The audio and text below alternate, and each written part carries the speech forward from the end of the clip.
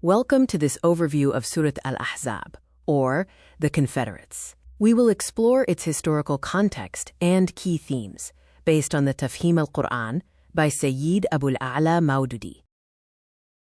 The community in Medina was reeling from setbacks after the Battle of Uhud in the 5th year of Hijrah. This emboldened the enemies of Islam. Tragedies like Raji' and Bir Ma'una saw the treacherous slaughter of missionaries, and the Banu Nadir tribe was expelled for plotting the Prophet ﷺ's assassination.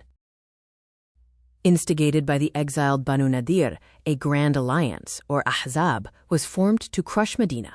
An unprecedented army of 10,000 to 12,000 warriors marched from the north, east, and south, a force larger than the city's entire population. Alerted by intelligence, the Prophet ﷺ gathered 3,000 defenders. To avoid annihilation, they adopted a Persian strategy suggested by Salman al-Farsi, digging a massive trench to protect the exposed north side of Medina, halting the surprise attack. As the siege continued, treachery arose within. Huyai bin Akhtab infiltrated the fortress of Banu Qurayza, convincing them to break their pact. This put the Muslims in grave danger, with 10,000 enemies outside and a treacherous ally behind. With food low and the cold biting, the siege became a test, separating true faith from hypocrisy. While some doubted the promises of God, the faithful remained steadfast, seeing the hardship as a prophesied test.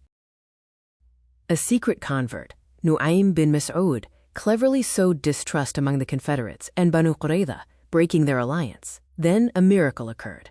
Allah sent a freezing gale and invisible forces that terrorized the enemy camp, forcing the coalition to retreat. Upon returning, the Prophet ﷺ besieged the traders of Banu Qurayza. They surrendered, agreeing to the judgment of their former ally, Sa'd bin Mu'adh. Sa'd decreed the execution of the combatants for high treason, a verdict aligned with their own law. Between the battles of Uhud and the Trench, while under constant threat, the social laws of Islam were solidified. A nation requires both external defense and internal reformation.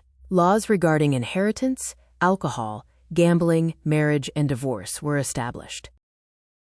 Pre-Islamic Arabia treated an adopted son as legally identical to a biological son.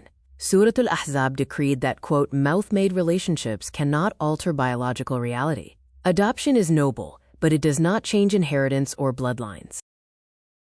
To challenge Arab class arrogance, the Prophet arranged the marriage of his noble cousin, Zainab bint Jahsh, to Zayd bin Haritha, his freed slave and adopted son. The marriage was incompatible, and though advised patience, Zayd sought divorce.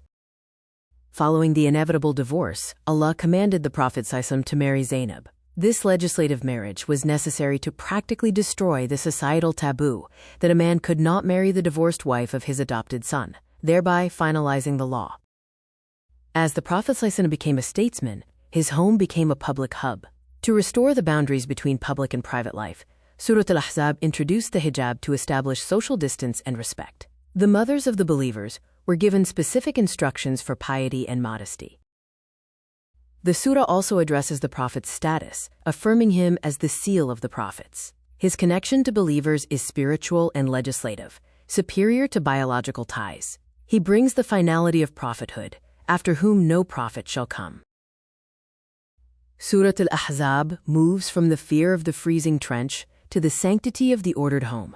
The core lesson is total submission to the will of Allah, whether facing immense threats or dismantling centuries-old social taboos.